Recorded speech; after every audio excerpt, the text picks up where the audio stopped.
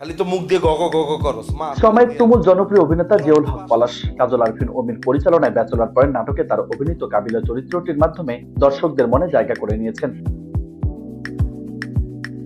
এছাড়া মোহাম্মদ মোস্তফা কামাল রাজের ফ্যামিলি ক্রাইসিসের পারভেজ সহ একাধিক চরিত্র মাতিয়েছেন তিনি। এবার বড় পর্দায় দেখা যাবে পলাশকে। পরিচালক তানিম রহমান অংশ পরিচালিত থ্রিলার ছবি খালিতে অভিনয় করেছেন তিনি। বৃহস্পতিবার সিনেমাটির টিজার প্রকাশ পেয়েছে। টিজারে দেখা যায় জিয়াউল হক পলাশ কিলার লুকে ধরা দিয়েছেন। সচরাচর ধারার অভিনয় ছেড়ে এবার নিজেকে ভেঙে চুরে অনন্য উচ্চতায় নিয়ে গেছেন তিনি। ছবিটি আগামী ঈদে প্রকাশ পাবে। জিয়াউল হক পলাশের পাশাপাশি এই ছবিতে অভিনয় করেছেন সাফা কবির, শতাব্দী ওয়াদুদ, তানিয়া আহমেদ, আরফান মৃধা শিবলু, সঞ্জু জন, প্রান্ত প্রমুখ। নিউজ ডেস্ক, বার্তা 24।